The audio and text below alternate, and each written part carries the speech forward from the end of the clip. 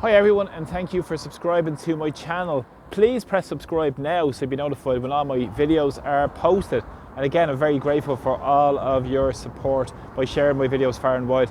Today, I want to speak about the economic fallout from the tariffs in Ireland. On Liberation Day, April the 2nd, Donald Trump announced a tranche of tariffs right across many countries, and of course the response hasn't been great from the stock markets. We've seen trillions being wiped off shares in the last number of days, but of course we've seen the fallout here specifically in Ireland. And already out of the blocks in terms of lobbying for big business is the Irish Business Employers Confederation, located behind me here on Baggot Street in Dublin. Now, the Irish Business Employers Confederation are big time lobbyists for big business and the big corporations.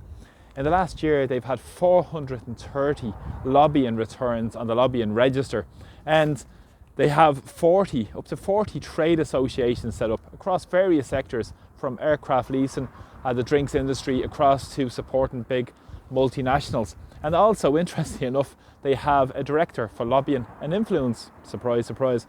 But already they're out of the blocks now, calling for redundancies and calling actually for short time working as well. They're saying that supports need to be put in place now and immediately to prevent any redundancies and job losses. Now, we all know the dramatic fallout from what's been going on again, and it's going to be ordinary people that are going to be hammered because of this. But already the agenda has started by giving more money in towards the coffers of the big multinationals, big corporations and big business at the expense of ordinary people. Now, people like Danny McCoy, who's the head of IBEC, and Fergal O'Brien, who's the director of influence and lobbying, have been key components of trying to attack workers for years and years. And is that any real surprise when you consider where they came from? They came from an amalgam of the Federation of Irish Employers and the Confederation of Irish Industry as well. Now, if you look back to the history of that, it's fascinating, because the Federation of Irish Employers inception came from the Dublin Employers Federation, and of course the founder of that was none other than William Martin Murphy. William Martin Murphy, people might remember from famous for the 1930 lockout, big business owner during that period of time, known as the Vulture of Dartry Hall, that he was depicted in the Workers' Republic that was printed by James Connolly. Now, of course, he is no friend of ordinary working class people, and much the same as the Irish Business Employers Confederation, who are now pushing for short time and to get supports in as well. Now, this isn't any surprise, because already we've seen the push towards coughing up more public money to support big business at the expense of ordinary people and the big corporations as well. Because Ireland, even in terms of food exports, 90% of food produced in Ireland is exported, and the industries that are most going to be hit in the first tranche are going to be across the spectrum around food, drinks business as well. And a lot of those drinks companies as well are owned by the whiskey providers, are owned by multinationals. Surprise, surprise. Pernod Ricard, Diageo. And interestingly enough, in the last few days, shares for Diageo, who are based in the UK and are only liable to the 10% tariff, have gone up. Initially they fell a few weeks ago, but now they've gone back up again. This is how it works. More money being funneled in to prop up these multinationals, and this is what IBEC are fundamentally representing and what they're calling for. And they've been backed up by people like Simon Coveney, recently retired on his gold-plated pension at our expense. Simon Coveney, who famously said that homelessness and emergency accommodation would be ended by the middle of 2017. Now we have record homelessness thanks to Coveney and his policies, but of course he's rode off into the sunset on his big fat pension, all at our expense. And now he's calling for the same kind of supports that IBEC are calling for. And also IBEC, in terms of the programme for government, they have been key architects of the programme for government that was recently agreed between the Lowry Independents, and we had Fine Gael and Fianna Fáil jumping through hoops to facilitate profoundly corrupt Michael Lowry. They have had their fingerprints all over this programme for government, because on the 21st of January there was an event with Micheál Martin, and this was entitled Priorities for the New Government. And surprise, surprise, a number of days later, the programme for government was published with the fingerprints of IBEC all over it. For more foreign direct investment, more pushing for the global list agenda essentially as well. And also what they've done in the last few days, I highlighted in my previous video on Christine Lagarde, who was in Dublin to receive a Peter Sutherland Award for leadership in terms of her part in the European Central Bank, and of course being here as members of the IMF that helped drive us over the cliff.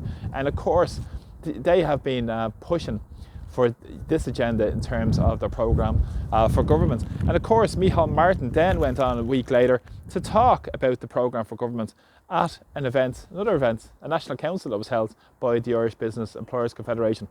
They're in complete cahoots in the pockets of big business, and of course they're going to be looking for more bailouts at our expense for the big corporations and for the big fat cat salaries that these people are on. So of course there's always money to be made out of the misery of ordinary people who are suffering because of what's going on internationally.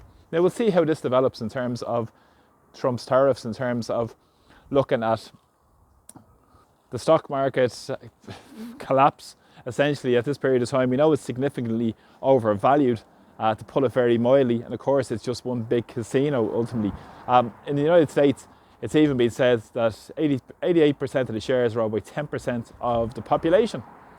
Isn't that interesting? So again, who'll benefit if it drops off?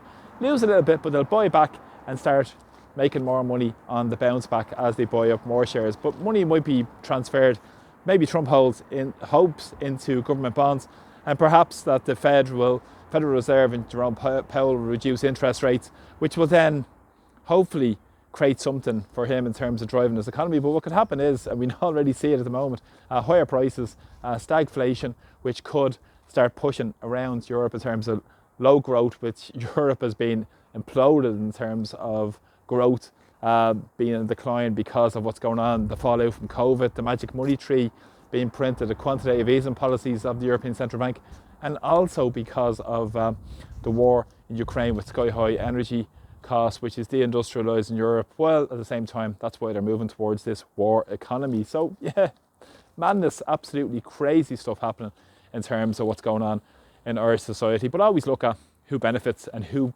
benefits from Project Fear, who benefits from pushing it down the throats of ordinary people, that we need to pull it in terms of the shoulders of the wheel, in the national interest, put on the green jersey, and all this nonsense will be trotted out time and time again, because it's a period of global uncertainty, turbulence, and it'll be an opportunity for them out of this threat to create a new dawn that they will benefit from in terms of more control and more money being funneled up to the top and deepening inequality in society, all facilitated by big lobbyists here who call the shots in Irish society, such as the Irish Business Employers Confederation. Never get off the airwaves. On every media programme you'll hear a representative from them, how we need competitiveness, how we need to have certainty, predictability in the so-called marketplace, so the profits will keep rolling on while ordinary people carry the can. Not to mention the myriad of disasters we have, economic fallout we have in Irish society because of the homelessness and housing disaster, and many more will come because of this in terms of job losses, not to mention the pressure on services because of what's going on with the volume of immigration we've seen over the last number of years as well. Population, according to the Central Statistics Office, up 15% since 2014. So we've all this coming at us, but it's absolute lunacy. But at the same time, always look at who benefits, but have those conversations in your communities and talk about what's really going on in our society, because you can only affect change from the ground up. So thanks for the support of my videos. Please press subscribe to my channel, and please share my videos also as well. I'm very grateful that everybody who continues to share them, because it's very important to get the message out to what's going on in Ireland. It's vitally important to put a proper analysis to what's going on, because you're not going to get this on the mainstream media. They'll just push the same narrative at you, and it's important to get this out to people that aren't necessarily online. So thanks so much for all the support, really appreciate it. And from Dublin, Slán, take care.